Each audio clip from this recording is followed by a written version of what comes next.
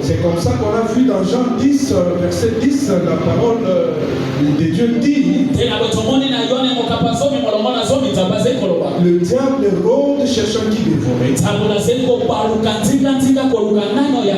Et l'Éternel est venu pour que nous ayons la vie, une vie en abondance.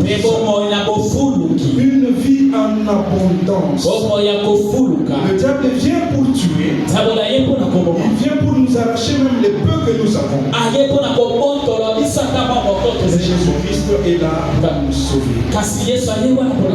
La cause des moments difficiles encore que nous traversons, bien-aimés, peut être un mauvais entourage.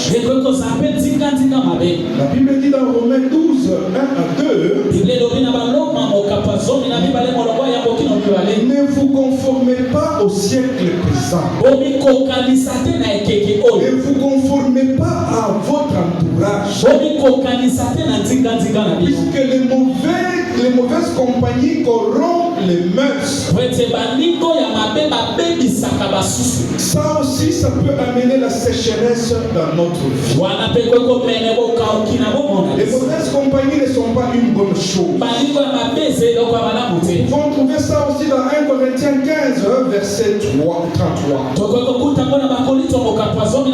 Comme Dieu nous aime, il a déclaré une période de grâce sur grâce pour toi et moi en cette fin d'année. Il décide ce matin de sortir ta vie de la sécheresse à la prospérité. Malgré tous ces éléments que nous venons d'évoquer, les péchés, l'entourage, les mauvaises compagnies, ce matin, Dieu se décide d'intervenir dans ta vie et de changer le sens de ta vie. Il veut sortir de la sécheresse et t'amener dans la prospérité. Il veut te sortir de la maladie dans la bonne santé. Bien-aimé dans le Seigneur, comme tu connais ce matin, il y a des stratégies que le diable utilise pour nous faire tomber. Il a déjà tendu des pièges pour que nous puissions tomber, pour que nous puissions demeurer dans cette situation de souffrance. Mais nous devons maintenant découvrir qu'est-ce que le diable est en train de jeter contre nous.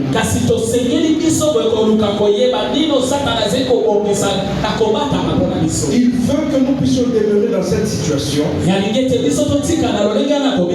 l'Éternel Dieu en a décidé autrement. Pour bien comprendre notre enseignement de ce matin,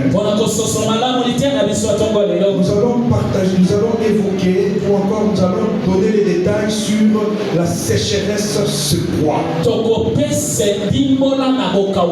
Bien-aimé, la sécheresse est un temps de manque.